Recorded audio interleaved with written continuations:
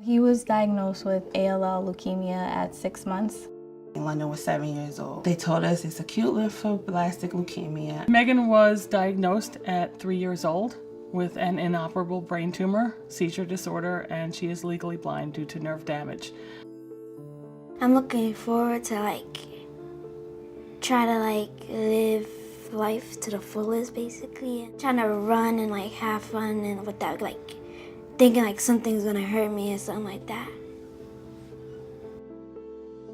I'm doing good in school and getting all A's and B's in all my subjects, and that I love the parties you guys do.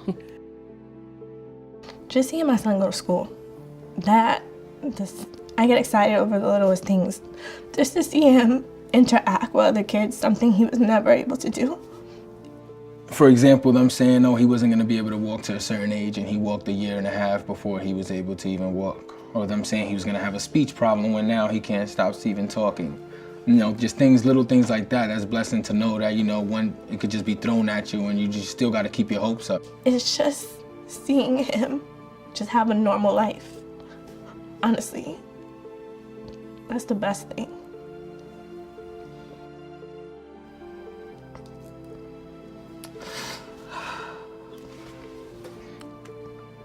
This diagnosis was the hardest thing that I have ever had to hear. I knew motherhood wasn't going to be easy.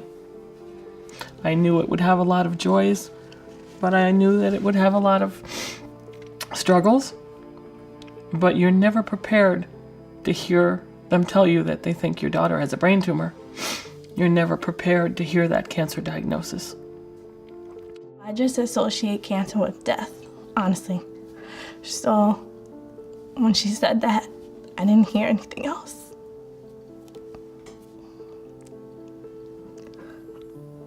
Yeah, I don't know, I called him, and he felt how I felt. It just felt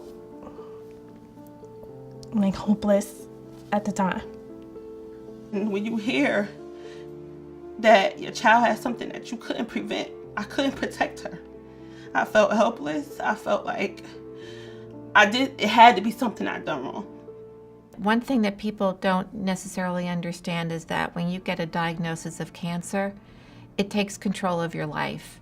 Your life is controlled by doctor's appointments and tests and treatments and surgeries, and you're going from one thing to another, and you just have to do it. You have no control over it. And I basically lived in the hospital for 4 years, so it's definitely tough. Me and Parker can't even be out a full day. He has 10 meds in the morning, 10 meds at night. He has midday meds. He can't participate in certain sports. He has arthritis.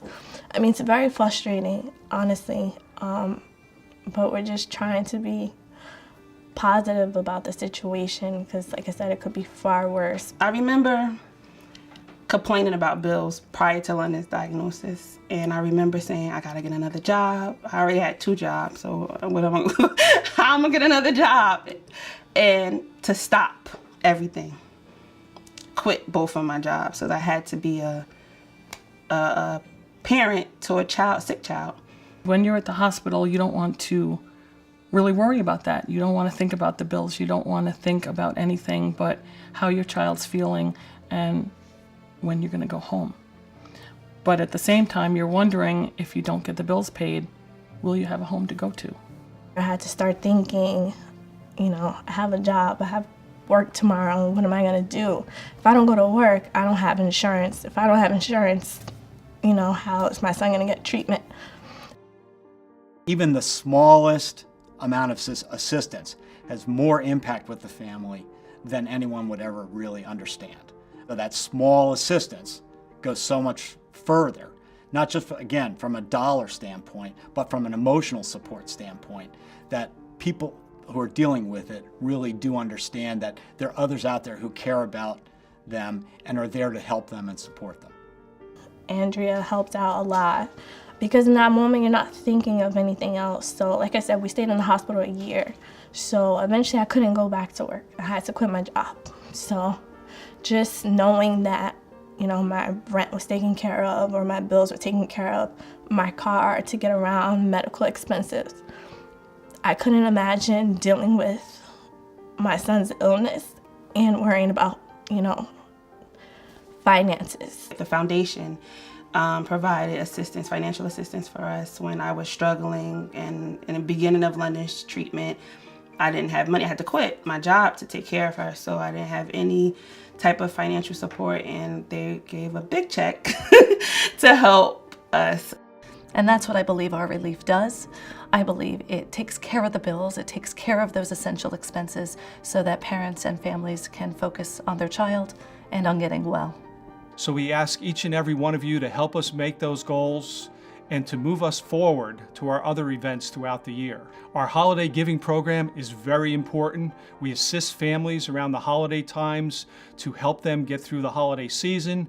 So what you give tonight sets the stage for the rest of the year. And I would like to thank each and every one of you for your support. You are part of our family, and we cannot do this without you. Thank you very much.